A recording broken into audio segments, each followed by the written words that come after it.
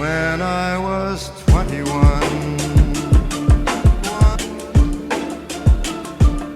What's going on, guys? Koogs46 here, bringing you another Diamond Dynasty update for MLB The Show 17. Today was an amazing day for news on MLB The Show 17's Diamond Dynasty. We had the official Twitch developer live stream where they just pretty much laid out what Diamond Dynasty is going to be. They showed us a bunch of new information, a bunch of new things that we had questions about, and I can't wait to get started talking about this with you guys, so let's go ahead and get right into it. So the first thing I want to talk about is in Diamond Dynasty and MLB The Show 16, you kind of just started, after you created your team, you just started with like some players. You didn't really get to you didn't have any say over it.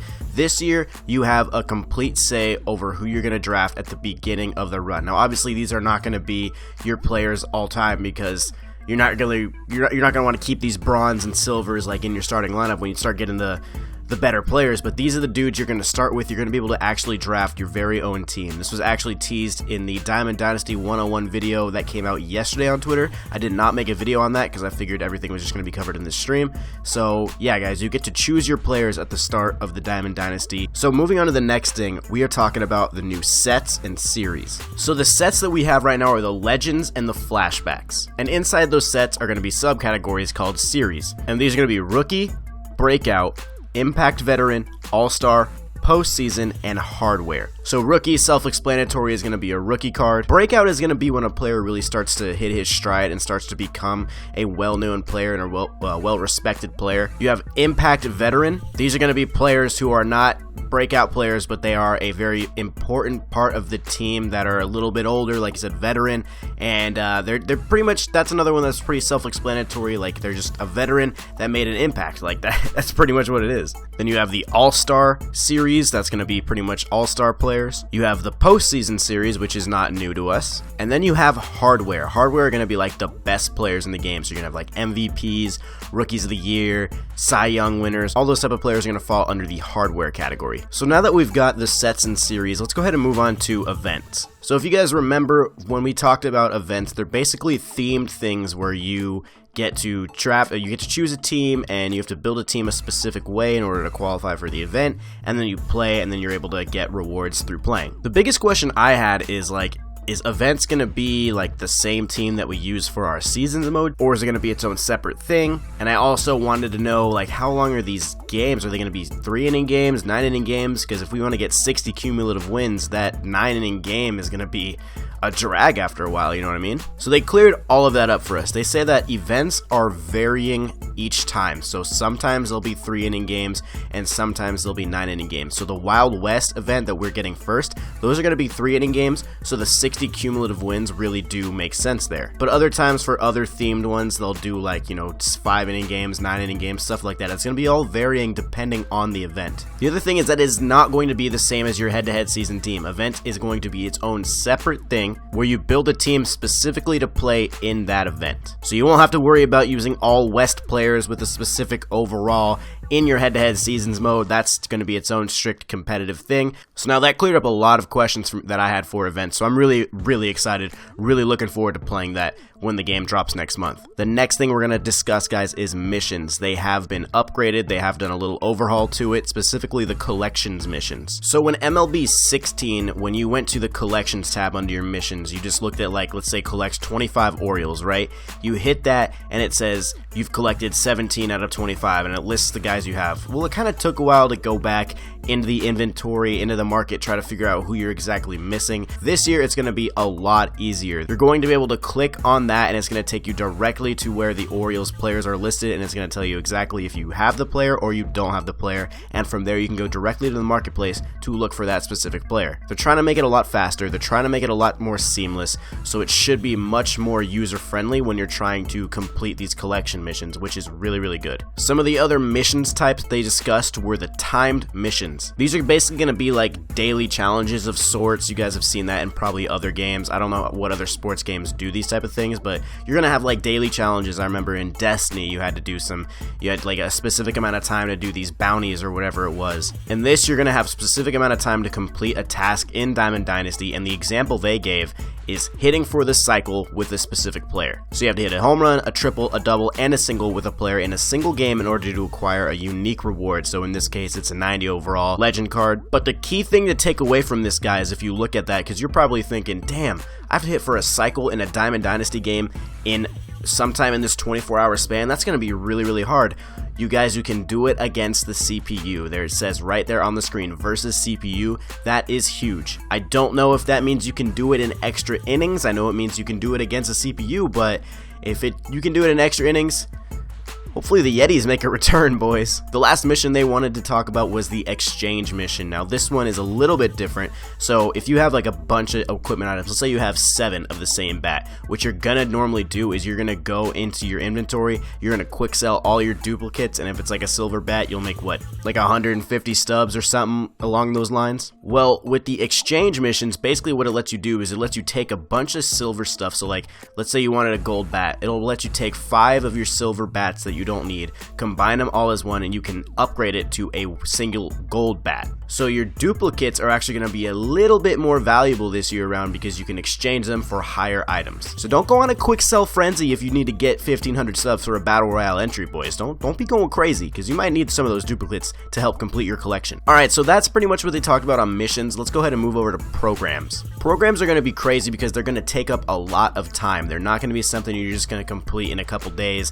and move on to the next one. Specifically the Diamond program. Maybe for the other like rookie programs and stuff, you might be able to complete them a little bit faster, but for that Diamond program with Ken Griffey Jr. on it, that's going to take a long time. So if we take a look at the rookie Chris Archer program, they have some stuff in there that we can look at. They give us the different missions that you have to do to complete this program. Now, I'm not sure if you complete the program if you get the rookie Chris Archer or you need the rookie Chris Archer to start the program. I'm not totally sure how that works. So basically you just get these cards and you complete these challenges that the program lists for you, and then once you're done you get some sort of unique reward. It's basically more missions at the end of the day. It gives you a task and you have to complete the task to complete the mission, or in this case the program. So don't think too far into it. I'm sure when the game comes out we'll have more information, or we'll have at least a better grip on what exactly we get from programs and how programs affect us in the long run. So we've talked about a lot of ways to get unique rewards, but one of the most popular ways in MLB 16 was the Captain's Market, or Captain's Store, whichever one it's called. Don't roast me. In the Captain's Store, you basically chose which captain you want, you leveled him up to level 50, and then once you were level 50 you could redeem the tickets that you earned also in the game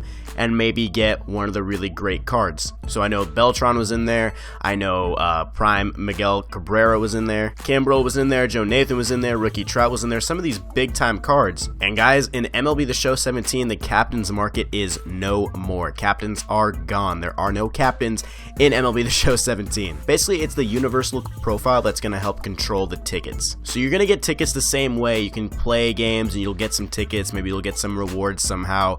A lot of the times if you complete a mission in this game, you're going to get tickets to go along with like the stubs or whatever the other reward is for that specific mission, and you redeem them in your universal profile for the rewards you want. If you guys saw the video that I posted on Monday of the Diamond Dynasty info, I kind of highlighted that there is a new icon next to the stub counter. It's like a progress bar with a bronze patch in the middle, and basically what that is your universal profile is going to get upgraded through time with each specific tier. So you're going to have a bronze, you're going to get up to a silver, after you get up to silver you're going to get to gold to diamond, etc, etc. Now there is going to be 400 levels total to your universal profile. 1 to 100 is going to be bronze, 100 to 200 is going to be silver, 200 to 300 is going to be gold, 3 to 4 is going to be diamond. And once you're at the diamond, the highest rated players are probably going to be able to be picked. I'm sure we'll learn a lot more about the universal profile in one of the later live streams. I think it's set for either the next one or the one after that, I can't remember. So we'll talk more about that later.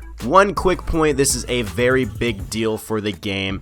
Created player is coming back to Diamond Dynasty. Personally, for me, I liked the created player aspect in some times, but at other times it was really annoying to just have like this 99 overall everything stud on your team that could do literally anything. So sometimes it is a little annoying, but I do get why they want to put it in there. If it was my call, I probably would have just taken it out.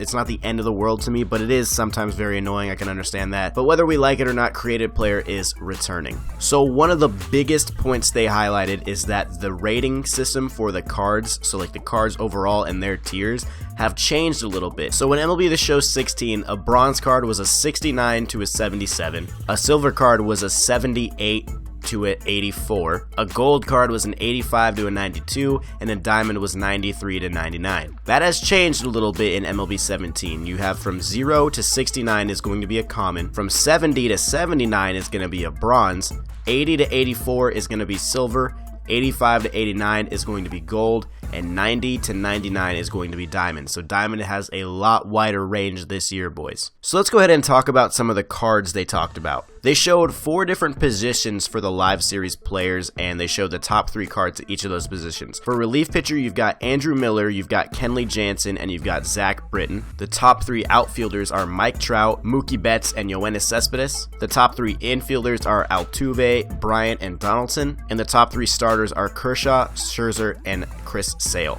Okay, so the last thing we're going to talk about is some of the flashbacks that they showed off. This time around, they showed the stats. They did not just show the card art, so I'm going to show you guys the info, and then you guys can pause it if you want to see it. I don't want to spend too much time just like going over every card, because I know you guys can read that. So they showed Roberto Alomar, they showed Wade Boggs, Hanley Ramirez. This card is going to be GOAT, dude. Look at those power numbers. The fielding and the speed is pretty much like constant throughout all of it, but dude, those hitting numbers are out of control. This is an impact veteran Hanley. Can't wait to try out this card. And then they showed 2014 Stanton. They showed 2015 Noah Syndergaard. They showed 2009 breakout Nelson Cruz, 2012 All-Star Kimbrel, 2012 postseason Pablo Sandoval, 2015 postseason Schwarber, 91 2013 Impact veteran Hunter Pence, 2014 All-Star Josh Donaldson, 2004 postseason Johnny Damon, and guys, last but definitely not least, 99 hardware 1997 MVP Ken Griffey Jr. They pretty much ended the stream showing off Ken Griffey Jr.'s numbers and his stats, and some people said it was a little disappointing compared to the Hanley Ramirez card, but if you take account the fielding and you take account the speed, this card is pretty solid. Probably deserves a 99 easily, so I'm very excited to get my hands on this Ken Griffey Jr. card. But there you guys have it, man. This was a majority of the stuff they got deep into in the Diamond Dynasty dynamic live stream. Super excited to get my hands on this game and give it a go, dude. I am just dying to play Diamond Dynasty, dude. I can't even play MLB 16 anymore. I'm just so ready for the new one. I want it so bad. But let me know what you guys thought of the live stream if you were in there. If you were not and you just watched this video, let me know what you guys thought of the new updates. Did you like them? Did you hate them? What do you think of the creative player coming back? What do you think of the new cards? What do you think of the new missions? Let me know in the comments. I would really like your guys' opinion. But other than that, guys, that's going to do it for this MLB The Show 17 news breakdown. Really hope you enjoyed. If you did, you know what to do. Hit that like button down underneath this video. Make sure you guys subscribe so you never miss any more videos. And guys, that's all I have for you today, so I hope you enjoyed. And until the next video, I will see you later.